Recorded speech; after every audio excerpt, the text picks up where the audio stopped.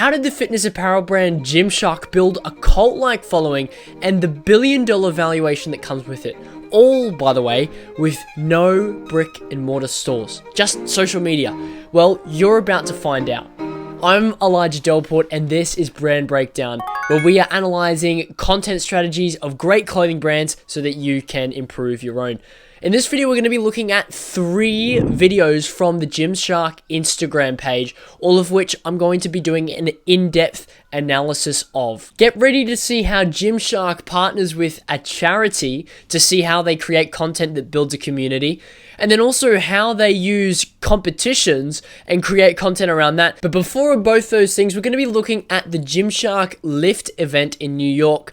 I think you're going to find out a lot about their strategy and how you can apply some similar ideas to your brand. Let's watch the video and then I'm going to be analyzing it.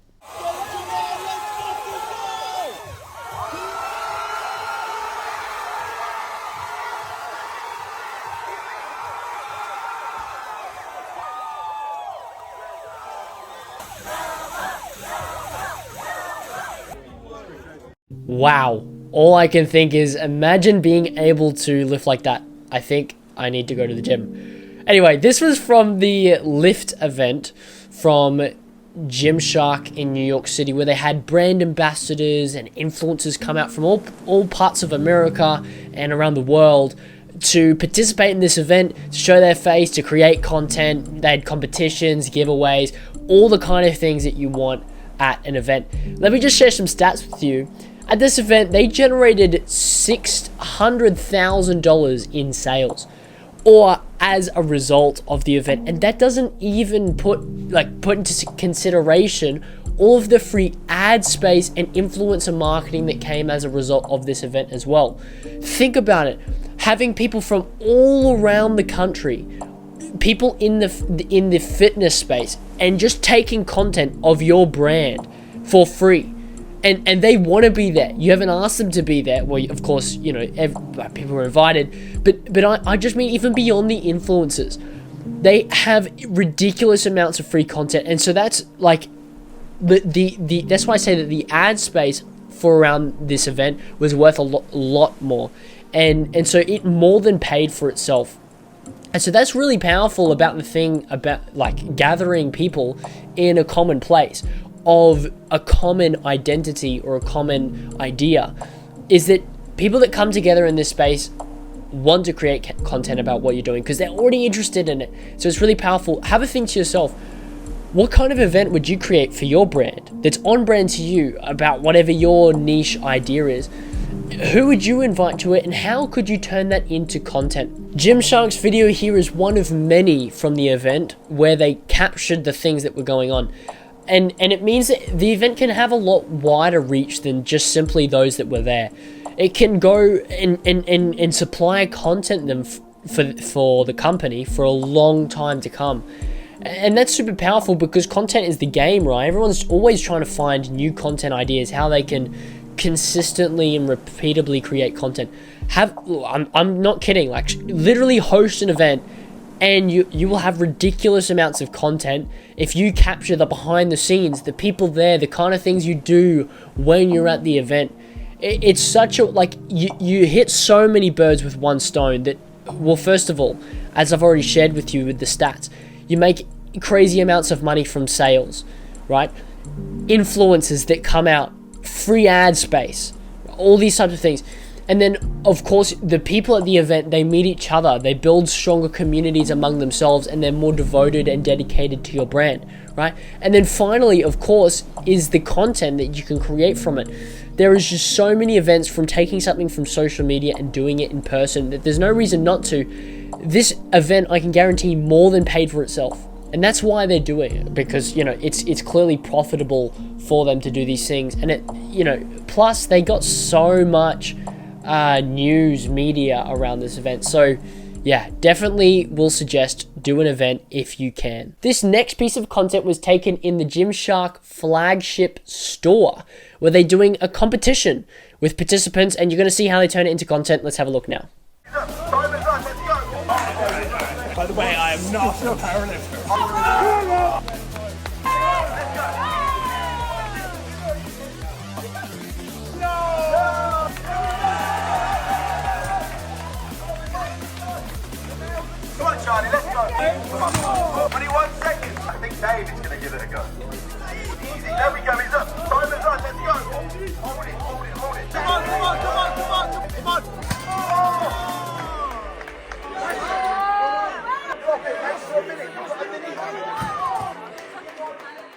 Now, I know for a fact this is one of those things that looks easier than it is. I certainly could not hold these dumbbells for as long as these people.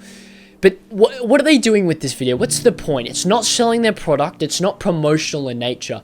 No, but it's about the lifestyle behind their brand. And for Gymshark, it's all about building a community of people who are conditioning themselves today for the challenges of tomorrow.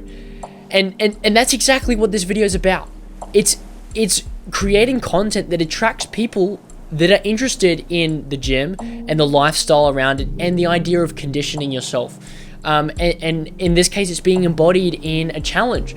And so this brings me to the point that you cannot build a community around a product. You can, however, around an idea. So choose what your idea is and create content around it. That's how they came up with this concept. When you create a piece of content like this, or you starts with ideating a piece of content, it's about your brand lifestyle.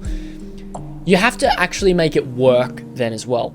And so there's a number of hooks that Gymshark is using in this video to bring you in, like hook you in, and then also retain you throughout the video so you watch to the end.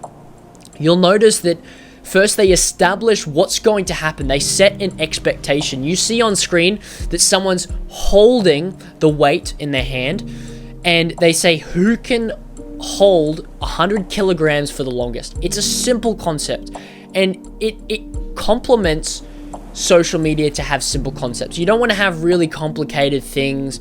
It's just, I need to be able to understand it in the first 2 seconds, otherwise I'm going to click off. So I have the visual hook. Someone is there holding the weight, and then I also read with the text hook exactly what I expect is to happen.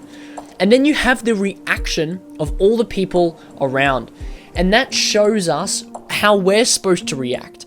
You know, that's why React content, it does so well, because we're wondering, how am I supposed to react to this? How are you going to react to this? I don't know. And having the audience around adds an extra element of wonder and interest. What's going to happen? The other part about them showing us that there is people watching is that it creates an interest inside of ourselves. It's that if they're watching, it must be something worth looking at. It's the same reason you might look at a reel with 1 million likes, but if it has 20 likes, you'll probably scroll right past. It's because the 1 million likes is social proof that, well, it's worth watching to 1 million people. It might very well be to me as well. It's the same way that if you're walking through a shopping center, you see a line outside the store, you're going to turn your head. What are all those people waiting for? That's what they're doing by showing us these interested people in the video. They're all surrounded around these people, you know, just all they're doing is lifting weights. What is so interesting about it? I might stick around and find out too. Finally, on the retention point, they saved the best for last. They've got this big, strong guy. He's got 2 dumbbells and he holds it for 50-something seconds. That's absolutely incredible, and he's the longest. And the only thing I would have done differently is saying in the beginning that you won't believe the guy at the end, or something like that. Because it's no good saving the best to last if you're not going to give any clue in the beginning that the best is for last. I must know as the viewer that there is something worth waiting for in the end. Other than the viral strategies that they're using inside this video itself, you know, I'm showing you one video, but this could really be one in a greater series of 10, 50, 100 videos with all different kinds of strength competitions.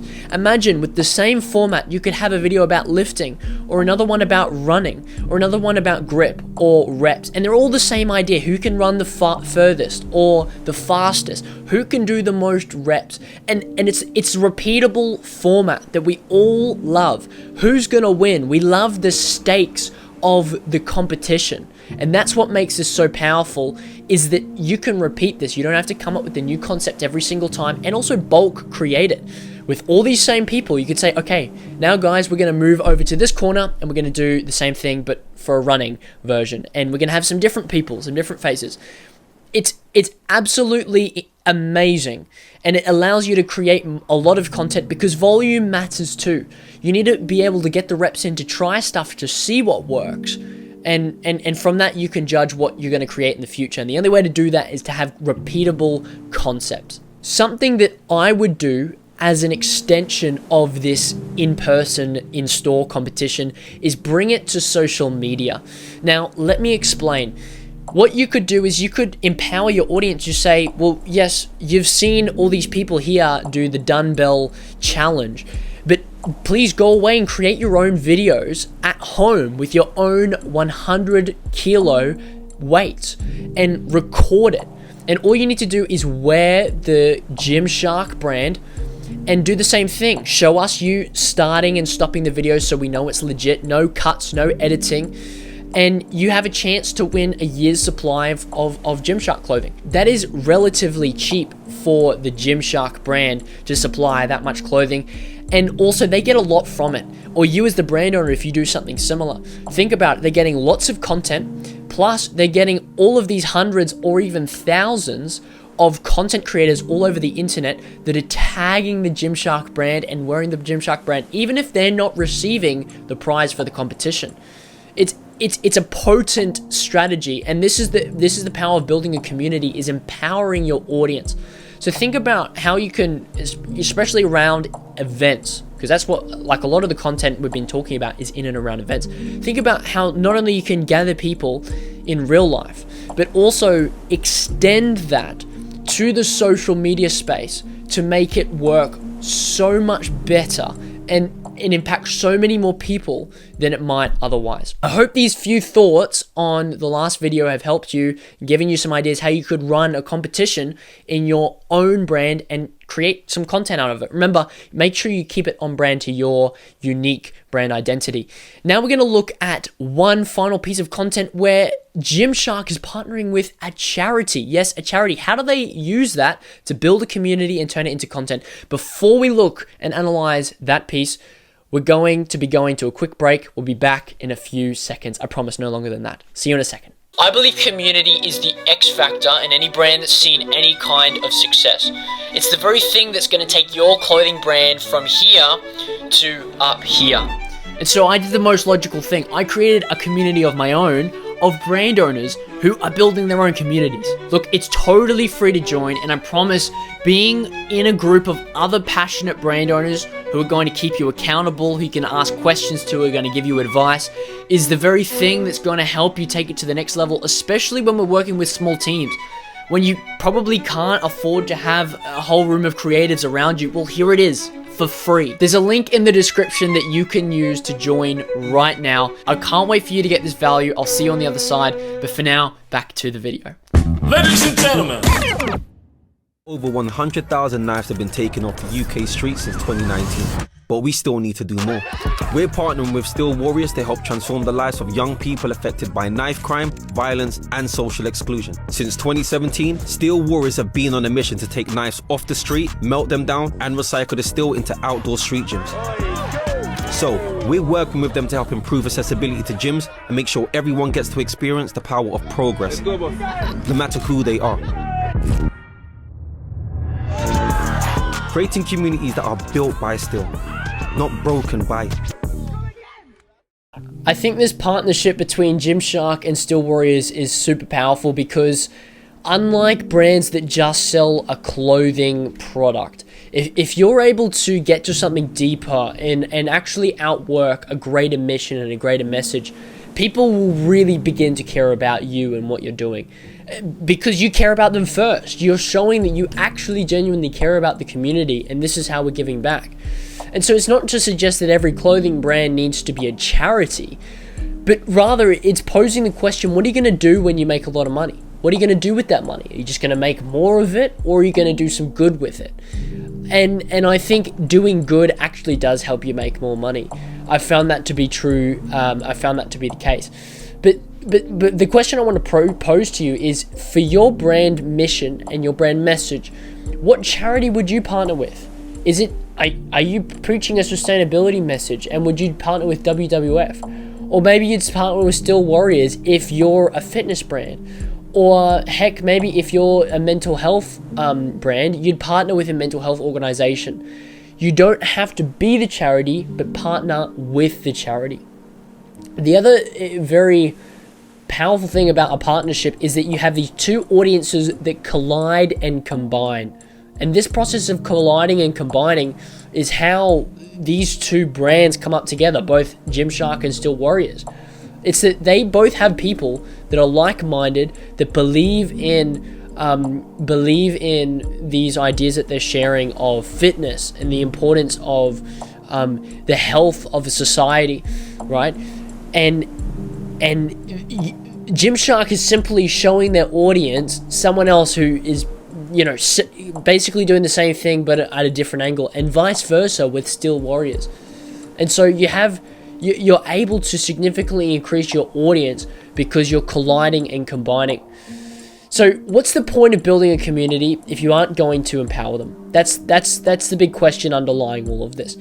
And you don't have to wait until you have the resources to empower. Consider ways you can empower people right now, even if it's not that you're going to donate to a charity or, you know, something like that. Consider ways that you can, instruct or teach or give advice to your audience in a way that allows them to go out and complete your mission, because they resonate with it as well. So consider what your mission is, how you want to see it come to pass in the long term of your brand, what are you going to do when you make lots of money, and then also what you can do today. If you're Gymshark, at a smaller version of Gymshark right now, maybe you'd start having conversations with people about violence and the importance of kindness, and how invite your friends to the gym, because that you don't need any money to do that. You need $0. Exactly. You're just using a social media platform for good. So these are 3 pieces of content that are showing you a few ways that Gymshark is building their community. I hope this was helpful in maybe giving you some ideas of how you can build your own community. Because remember, customers in community become fans. F-A-N. F is for faithful, A, advocates, and N, nurtured. Ultimately, what you will get is more customers that stay for longer and buy more times. That's my business case for it, and I hope that resonates with you too. Thanks very much for watching this video. If you enjoyed or this was valuable, subscribe to watch another brand breakdown, or as the ad break suggested before, join a community of other brand owners that are building their audience and building their community of loyal customers too. You're going to learn a lot there, and there's a link in the description. You can do so for free. Click the video on screen if you want to watch another one. Thanks very much for watching. I'm Elijah Delport. I'll see you for another one.